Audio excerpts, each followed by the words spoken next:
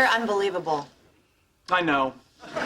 Everyman, he was not. But Sheldon Cooper always got the laughs. Physics comes from the ancient Greek word physica. It's at this point that you'll want to start taking notes. The Big Bang Theory mixed a comedy formula that almost looks quaint today. Live studio audience, characters who are co-workers and neighbors, and populated it with young, brilliant minds who lack street smarts. For the young scientific minds watching, it was the first time they saw their passions reflected on television. I was still in high school, and it was great to see that jargon being used in everyday TV shows. And it actually almost helped learn the jargon more. It's like, oh, what's that word? Howard, he was also an engineer who really wanted to become an astronaut.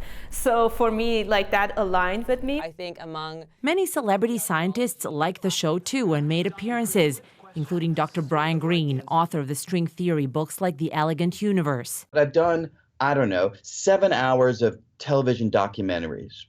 When I go out in the world and give a lecture, the 2 minutes that I was on The Big Bang Theory has had so much greater reach. So if you can get an audience to laugh about some of the more esoteric ideas of physics, that's a good thing. The prize is Leonard. Not everyone was a fan. The show was criticized for stereotyping some of its characters. There it is, Priya. We're Indian. We believe this stuff. You want me to put it back?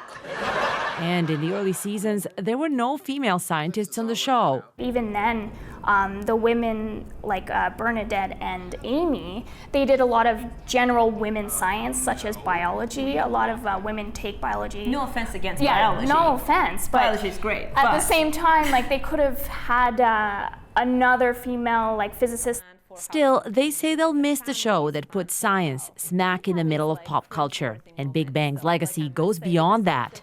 From Marvel comic-inspired movies to Game of Thrones, what was once geeky is now mainstream. I think they were relatable. A lot of us like those things. A lot of young people like those things, and so I think that it just struck a nerve that wasn't there before. Prepared a short video. Allowing their nerd culture too. Live long and prosper.